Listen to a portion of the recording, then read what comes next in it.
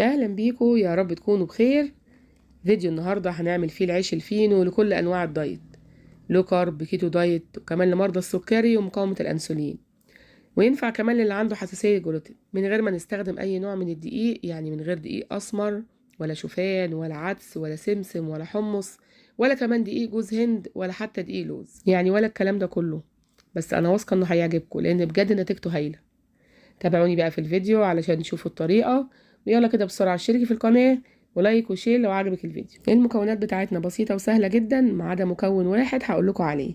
انا معايا هنا قطعة صغيرة كده من الخميرة البيرة، حطيت عليها معلقة من العسل الابيض صغيرة، وابتدأت اهرسهم وادوبهم مع بعض بالشكل ده. ودلوقتي بقى هضيف حوالي معلقتين من المية الدافية، وهبتدي كده اقلبهم مع بعض لغاية ما بيندمجوا. وممكن تستغني عن الخطوة دي لو استخدمتي مع العجينة بتاعتنا معلقة كده صغيرة من الخميرة الجافة.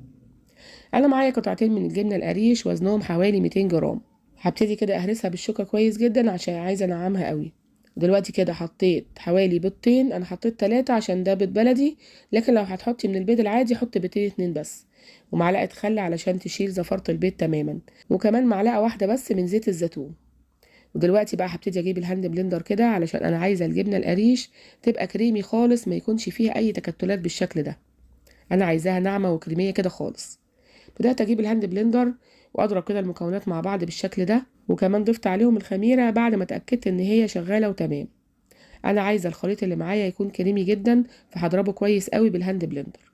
بالنسبه للخميره يا جماعه، انا بحب الخميره البيره لان هي مفيده جدا وكمان مغذيه وبتعالج حاجات كتيره. بس لو انتي مش موجوده عندك استخدمي الخميره الجافه. بالنسبه بقى المكون الاخير اللي هنستخدمه ده قشور السيليوم.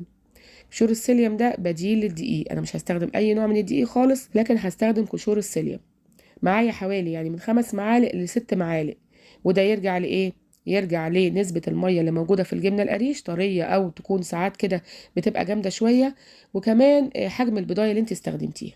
حطيت دلوقتي كمان معلقة صغيرة من البيكنج باودر، وابتدأت بقى أقلب المكونات كده بالمعلقة. أنا خلاص سبت الهاند بلندر طالما ضفت القشور بتاعة السيليوم، مش هحط بقى الهاند بلندر تاني، هقلب كده بالمعلقة. وضفتها كده جزء بجزء، ما تضيفهاش كلها مرة واحدة. هتستخدمي قد ايه في الوصفة دي؟ قطعتين الجبنة القريش ال 200 جرام والبيضتين. انا قلت لكم حطيت 3 عشان ده بلدي بيض صغير، لكن احنا هنستخدم بيضتين عاديين. تمام كده قلبت المكونات وحطيت قشور السيليوم. طب ايه قشور السيليوم؟ عبارة عن بذور القطونة اللي انتوا شايفينها دي، هوريها لكم دلوقتي علشان تشوفوا شكلها ايه بالظبط. دايما بجيبها واخليها عندي. بصوا بقى شكلها، يعني هي تشبه بذور الكتان في اللون لكن مش في شكل الحباية. بصوا اهي، لو سألتوا عند العطار هتلاقوها موجودة ومتوفرة. دي انا بجيبها وبضربها في الكبة بتاعة الخلاط، بتطلع لي القشور في ناحية وقشور السيليوم في ناحية. القشور اللي هي البني اللي متغطية بقشور السيليوم بتطلعها في ناحية كده، والسيليوم بيبقى موجود في ناحية. مجرد ما بتنسفيها كده بيطلع لك قشور السيليوم. طب هل احنا هنستخدمها بالقشور البني بتاعتها دي؟ انا بصراحة مش بفضل استخدمها بالقشور. انتي ممكن تستخدميها بالقشور، بس نتيجة العيش بتاعك هتبقى مش قوي زي القشور السيليوم. بس يعني معنى الكلام ده ان قشور السيليوم بتيجي من بذور القطونة. انا بصراحة ممكن اشتري البذور بتاعة السيليوم، وممكن اجيب بذور القطونة واعملها زي ما بقول لكم. ولو استخدمتيها بالقشور البني هتحطي ضعف الكمية، بس بقولك الافضل تستخدمي قشور السيليوم بس.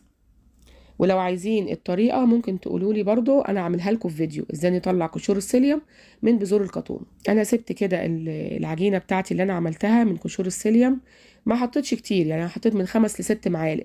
لو لقيتي العجينة بتاعتك كده طرية ما تحاوليش تزودي قوي، لان لو زودتي القشور زيادة عن اللزوم هتبصي تلاقي العيش الفينو كده عامل زي الاستك ونتيجته هتبقى مش كويسة.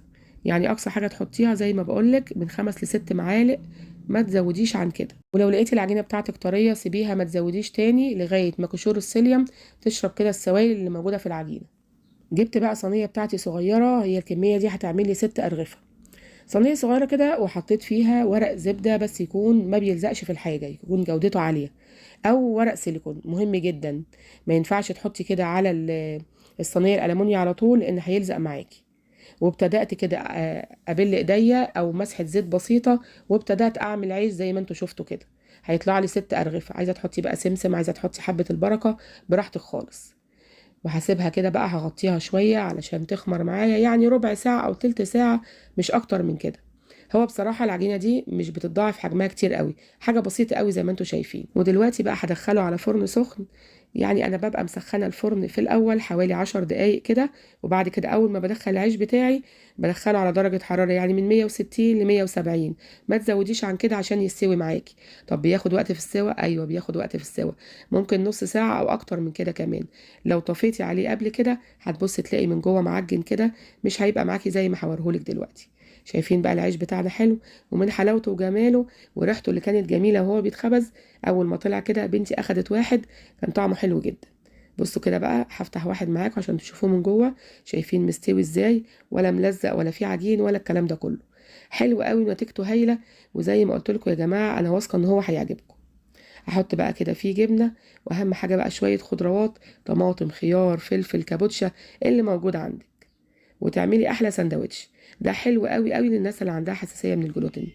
وكل حاجه بقى لو انت بتعملي دايت، لو كارب، كيتو دايت، بعد الشر يعني ربنا يعافيكم يا رب، لو في حد عنده مرضى السكر او مقاومه الانسولين. وحلو قوي زي ما قلت لكم اللي عنده حساسيه جلوتين. من غير اي نوع من الدقيق قدرنا ان احنا نعمله، وببساطه وبسهوله. هو بس قشور السيليوم غاليه شويه، انت بتجيبيها كده وبتخليها عندك في برطمان، وتبداي تعملي منها العيش الفينو بقى ايام المدارس، للرحلات، لاي وقت انت عايزاه هتعمليه، هيبقى حلو جدا. وممكن كمان بلاش تشتريها وتعمليها من بذور القطونه زي ما قلت لكم. ولو عايزين الفيديو ان احنا ازاي نفصل قشور السيليوم من بذور القطونه، قولوا لي بس، اكتبوا لي في التعليقات وانا اعمله لكم. شايفين بقى الجمال والحلاوه، وطري جدا بقى من جوه. بصوا كده، عايزين ناكل بقى العيش الجميل ده كده مع بعض. شايفين الارضيه بتاعته كمان مستويه ازاي؟ بجد تحفه. بس اهم حاجه بقى، في تكايه بسيطه جدا، ما تطلعهوش من الفرن اول ما تطفي على طول. سيبيه في الفرن شويه، في صهد الفرن كده حوالي 10 دقايق. انا بتمنى تجربوه ويعجبكم. ولو عجبتكم بقى وصفتي النهارده، ما تنسونيش في اللايك والشير والسبسكرايب للقناه. ويا ريت يا جماعه اسمع تعليقاتكم الحلوه اللي بتشجعني. يلا بقى، سلام، باي باي.